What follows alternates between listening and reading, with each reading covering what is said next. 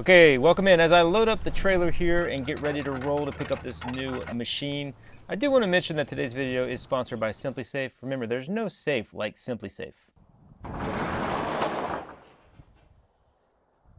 There she is.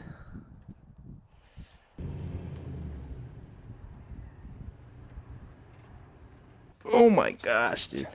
Is there a lock on it? This is just no easy way to do this.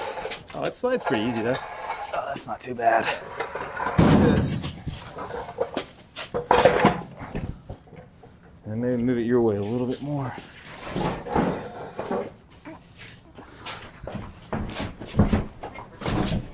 One, two, three. 1, 2, 3. Oh! That didn't work. 1, 2, 3. Just drive it. Come on. 1, 2, 3. 1, 2, 3. Oh, camera. Oh, it's alright. It's alright. It's not the first time. Still alive. 1, 2, 3. What the heck? Okay. Okay. One more. This is it. 1, 2, 3. Right. Dude, nothing to it. No, it's drove easy. 2 hours to work for 10 minutes. Not bad at all.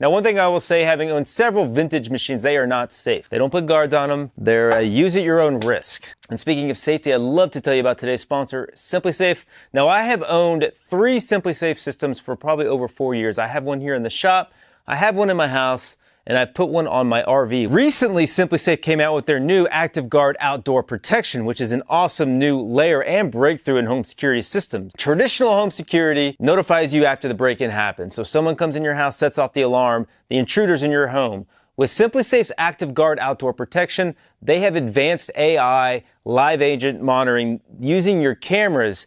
They know when someone's on your property, anyone suspicious is on your property before they ever enter into your home. They can talk to that person, they can notify police, they can actually set off your alarm, put spotlights on them.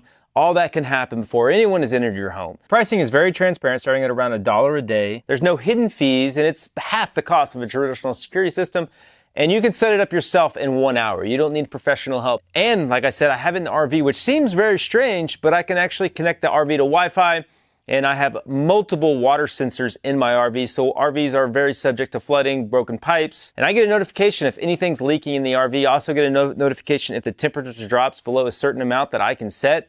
Now, my absolute favorite part about SimpliSafe is the app. All those sensors set up in the RV, in my house, and in the shop, all directly notify me on my app in real time. If I get a low temperature warning, it's going to show me on my app. If I've got a water leak, it's going to show me, give me a notification on the app. If anyone comes on my property, an Amazon delivery driver or anyone, I immediately get a notification from my cameras that they detected motion. I've been a customer and a fan of SimpliSafe for years. They protect the things that I love on this property. They protect my kids and my family.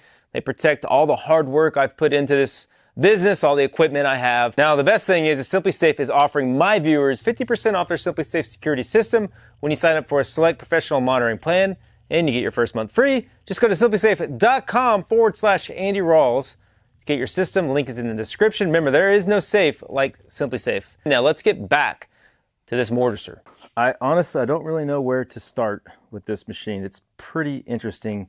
I think I'll start with the backstory. So, early December, a fellow by the name of John reached out to me via email and just has like, hey, I have this old vintage mortiser that I need to get rid of. And he didn't have photos, but I was like, yeah, if you're going to give it to me, I'm definitely interested. I had no idea what I was getting into. Super nice guy. He served in the Army and picked it up in like 2007 and brought it over from the UK to the United States where it's set in storage. So he actually mailed me his key to a storage unit. And then I met Luke out in Bastrop, and we loaded this sucker up in the trailer, and that was my first look at what this thing was.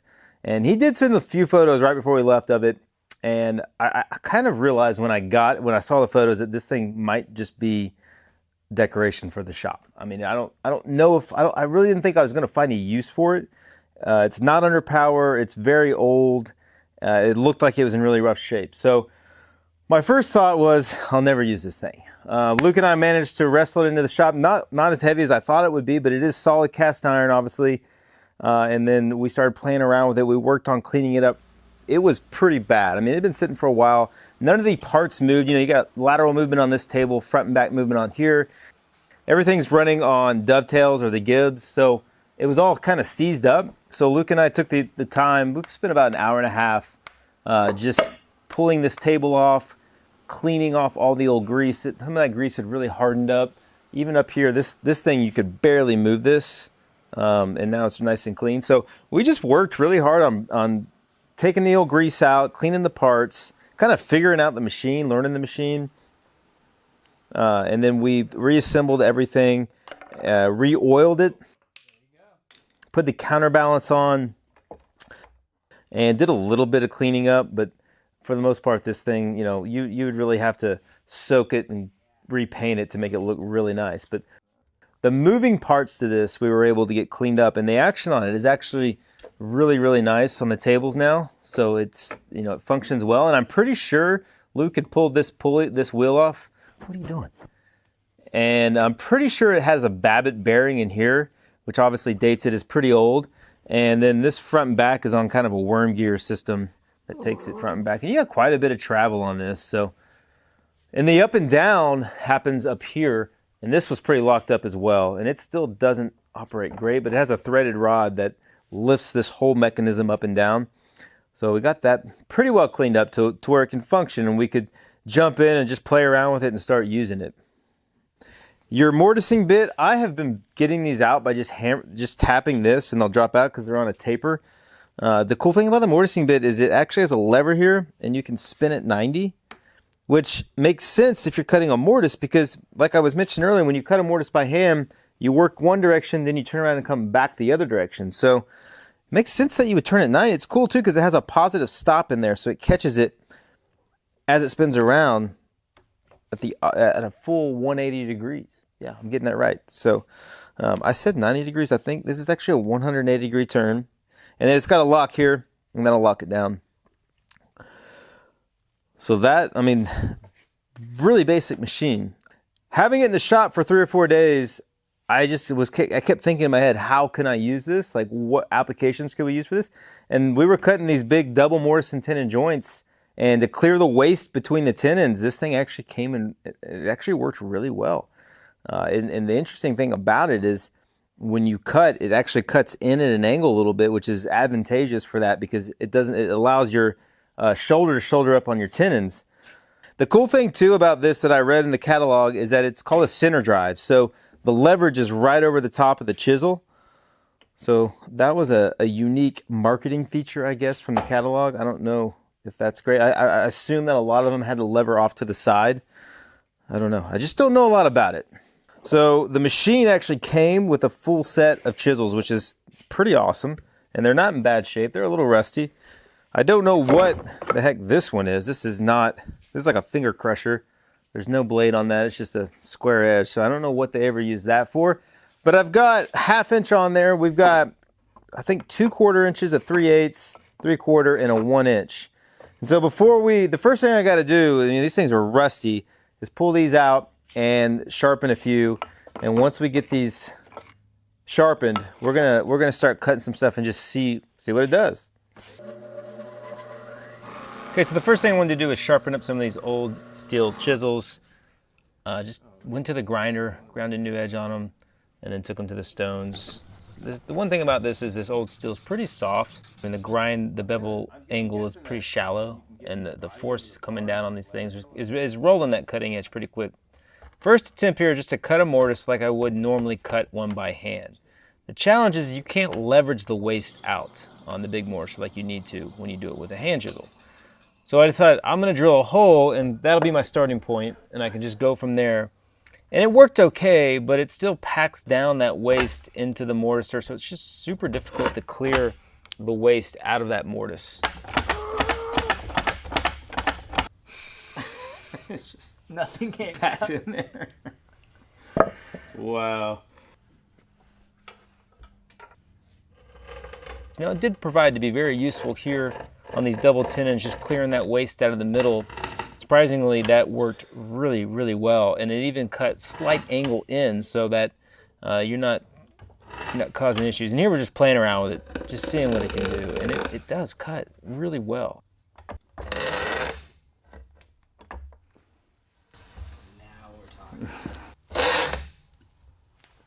I got to figure out what's the method for cutting a mortise. I mean, there's got to be. They wouldn't have built it without there being a method. So, you know, in the meantime, we're just gonna play around with it and have fun with it and look at these cool chips coming off.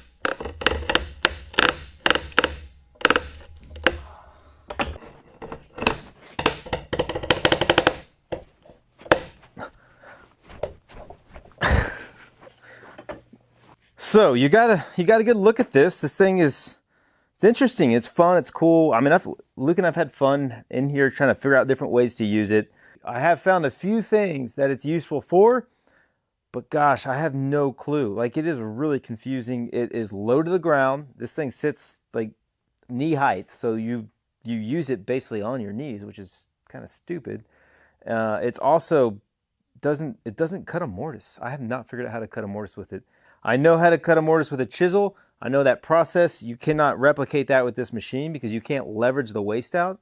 I tried drilling a hole in a board and thinking if I had a hole, I could start there and work my way out. But all it does is compress all the broken wood fibers into the mortise and make it basically impossible to get them out. So I have no idea. This is the biggest reason I'm posting this video is so I can reach out to the online community, to YouTube, and just see what people say. I would love to get comments on this. I know that, I mean, this thing came from the UK. I know there's people out there who have seen it, know about it. I mean, it's got to be 100+ years old, and it's just, I have no clue. So anyone who has any idea what this thing's, how it was used, what it was specifically used for, leave me a comment because I've got to figure this out. I really look forward to hearing like the comments. I know there's someone out here that knows something about this, so I look forward to figuring this thing out and really understanding what it was all about. And you gotta let me know. Like, I'm thinking about restoring it. I don't know. I mean, it would be really cool if it was all painted up nice and back in perfect working shape. So that's possible. Let me know what you think of that. I do want to say real quick, a big thanks to Luke for helping out. You're probably going to see more of him in the videos. The videos that you're seeing, a lot, his hands are a part of them. He's been doing a lot of the editing. So a big thanks to Luke for helping out on these. You guys leave a comment and give him a big pat on the back. And as always, I appreciate you guys tuning in, and we'll see you on the next video.